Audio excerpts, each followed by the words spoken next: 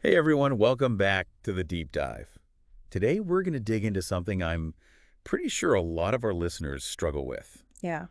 A- And that is the anxiety that can come up when you have to speak English. Mm, We've got a bunch of really interesting material, and we're going to take a deep dive today into why that nervousness happens in the first place and what you can actually do about it. right. Like, what are the steps you can take to feel more confident Mm, when you're speaking English? exactly. So our mission today is to give you some real practical tools that you can use hmm to get to that point where you're speaking more freely and naturally. Yeah, the sources that we've been looking at, they really highlight those common anxieties that English learners feel, Right. like worrying about making mistakes Right. Yeah. or feeling self-conscious about your accent, Cool. even just that fear that maybe people won't understand you. Yeah. And, these are all really understandable challenges that anyone learning a new language is going to face. And I think it's so interesting how the material we're looking at kind of breaks down where these feelings come from. Yeah. It points to things like maybe you haven't had as much practice having real back and forth conversations. Mm-hmm. Or maybe you get so focused on getting the grammar perfect that you kind of freeze up when you actually have to speak. Exactly. And one of the biggest shifts that the material encourages right from the start is this idea Okay. that mistakes, they're not a sign that you're failing. Right. They're actually a really important part of learning. I love that. It's a total reframing of how we think about those little stumbles. Okay, so we've talked about the anxieties and kind of where they come from. So let's get into what you can actually do about it. Yeah. The source material outlines 6 strategies that can really help you build confidence when you're speaking English. And the first one is all about your mindset.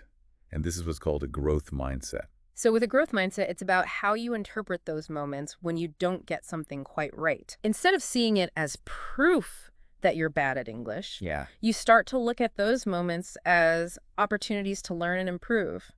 The source even uses this helpful phrase, a learning step. I like that. So each mistake is just another step on your English learning journey. And it's not just about saying like, oh, mistakes are fine. It's about actually analyzing your mistakes Right. and figuring out why you made that mistake Exactly. so that you can learn from it. Like, think of every mistake as a little bit of data that helps you learn. That's a great way to look at it. Like taking the emotion out of it Yeah. and turning it into something useful. Exactly. The second strategy is all about getting as much speaking practice as you can, Mhm. even if you don't feel confident yet. This is so important. It's like anything else you want to get better at. The more you do it, the more natural it becomes. Right. Like learning to ride a bike or play an instrument. The key is practice. And the source recommends starting with situations where you feel comfortable. Mm-hmm. So maybe that's just talking to yourself in English, Mm. or finding a friend who's also learning English Right. and practicing with them. Yeah. Having someone who understands what you're going through, Right. that can make it feel a lot less scary. So the third strategy is about that inner voice, Oh, yeah. the one that's constantly talking to you.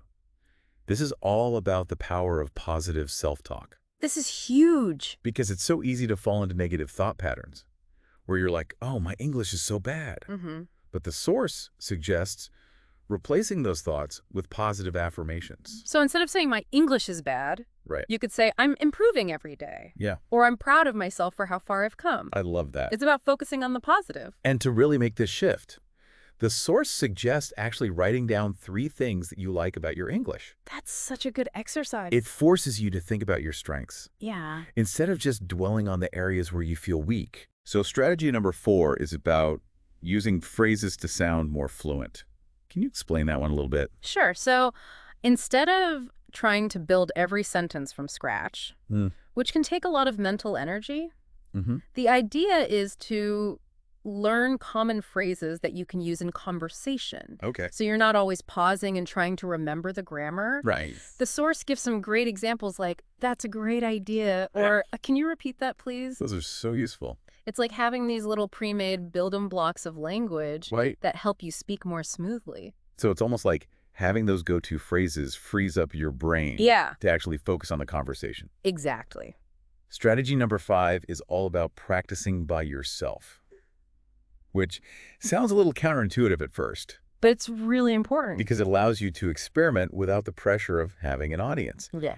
And the source has some really good suggestions for how to practice alone, like recording yourself speaking, Oh, yeah. which I know can feel a little weird at first, It- but it's a great way to really hear how you sound Mm. and to identify any areas where you might want to improve. You can also track your progress over time. Well, that's a good point. Like listen to a recording from a few months ago Right. and compare it to where you are now. I bet that's so motivating. Yeah. And then the source also suggests reading aloud in English, which Mm. can help with your pronunciation and rhythm. And just getting your mouth moving. Yeah. And the last suggestion for solo practice is describing your day in English, Okay. even if you're just talking to yourself. That's such a great way to get in the habit of thinking in English. And you're not worried about making mistakes because no one else is listening. Right. It takes the pressure off. Okay, so the sixth and final strategy is about connecting with other English speakers. And this is all about the power of real-world interaction. Yeah, finding those opportunities to use your English in real conversations. And especially in a safe and supportive environment, Exactly. where it's okay to make mistakes. Yeah. The source recommends things like finding a language partner or joining an online conversation group. And they highlight how beneficial it is to practice with both native speakers Yeah, and other English learners. that makes sense. So you get that variety of perspectives, and you're in an environment where everyone understands the challenges. And I think that feeling of support is so important Yeah. when you're trying to overcome that fear of speaking. It's like having a cheering section Right. as you're working on your English. And I think the common thread throughout all of these strategies is this idea that confidence isn't something that just happens.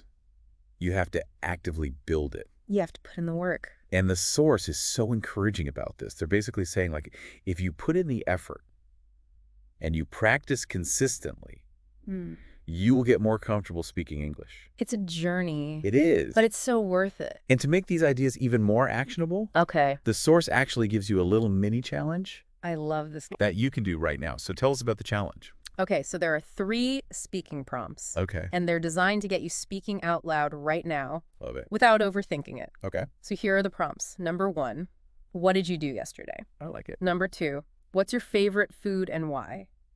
And number 3, describe your dream vacation. That's so fun.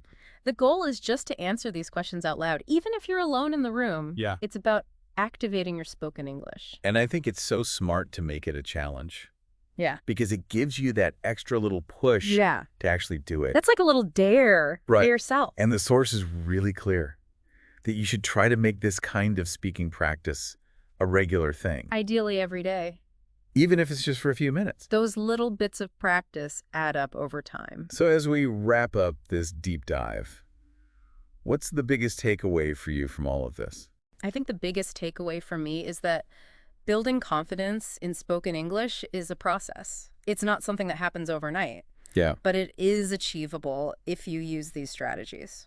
And I think the message of encouragement from the source is so powerful. They're really emphasizing that if you put in the work and you're consistent, that comfort and ease in speaking will come. You'll get there. And so as you're listening to this, Mm-hmm. I want you to think about which of these techniques really speaks to you and what's one small step that you can take today to start putting that technique into practice. Maybe it's writing down those positive affirmations, Mm-hmm. or maybe it's committing to recording yourself speaking for 5 minutes every day, or maybe it's finding a language partner to practice with. Whatever it is, just take that first step and remember that you're not alone on this journey. We're all in this together. Absolutely. And one thing I'd add is that don't underestimate the power of learning those common English phrases, Yeah. like we were talking about earlier. They can really help you sound more fluent and feel more confident in conversations. And they take the pressure off when you're trying to speak spontaneously. So find those phrases that you use all the time